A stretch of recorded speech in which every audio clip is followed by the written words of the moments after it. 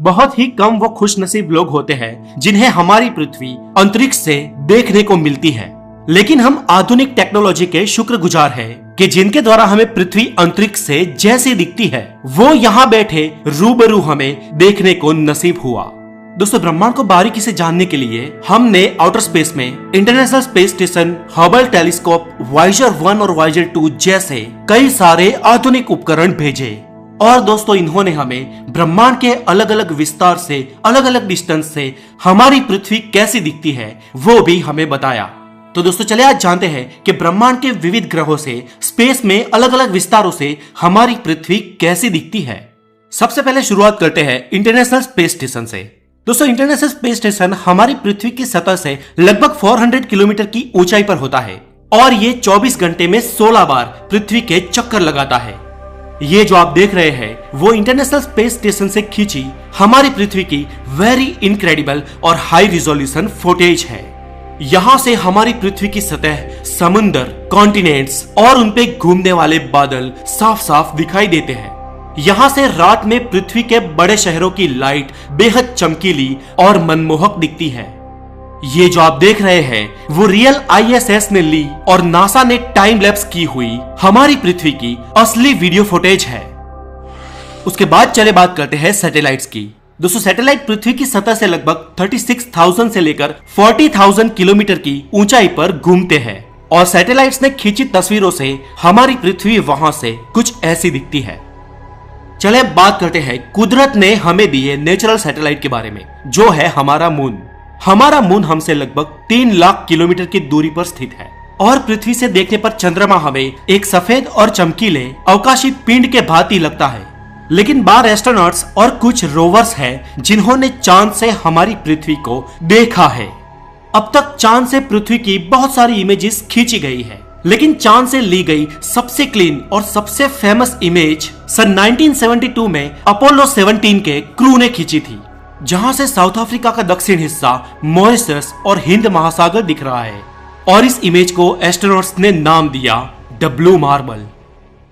लेकिन उससे पहले सन 1986 में अपोलो 8 मिशन के चांद पर घूमने वाले एक ऑर्बिटर ने वहां से हमारी पृथ्वी की फुटेज को ब्रॉडकास्ट किया था।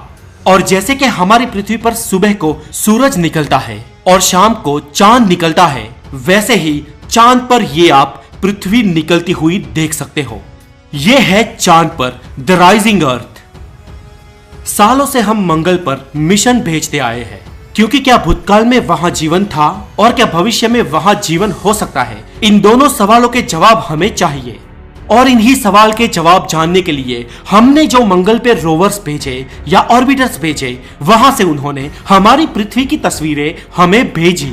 सन 2003 में मंगल से हमारी पृथ्वी की लाइव इमेज हमें मिली और इस तस्वीर में हमें हमारी पृथ्वी और उसके पीछे हमारा उपग्रह मून दिखाई दे रहा है।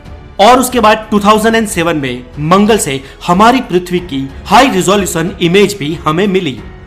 ये दोनों ही इमेज ऑर्बिटर्स ने भेजी थी, लेकिन मंगल की सरफेस पर घूमने वाले द स्पिरिट रोवर ने हमें वहां की सरफेस से अर्थ कैसी दिखती है उसकी तस्वीर भी हमें भेजी। ये किसी अन्य ग्रह के सरफेस से पृथ्वी की खींची गई इतिहास की सबसे पहली तस्वीर थी।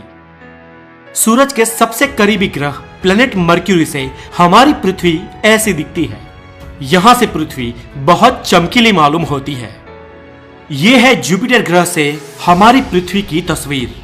जुपिटर से हमारी पृथ्वी करीब 778 मिलियन किलोमीटर दूर है और यहां से हमारी पृथ्वी एक छोटी सी ब्लू मार्बल या ब्लू डॉट सी दिखती है। सूर्यमंडल का सबसे इंप्रेसिव और मनमोहक गैस प्लैनेट है द सैटर्न।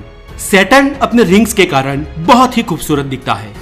हमने शनि ग्रह पर कसीनी स्पेसक्राफ्ट को भेजा था।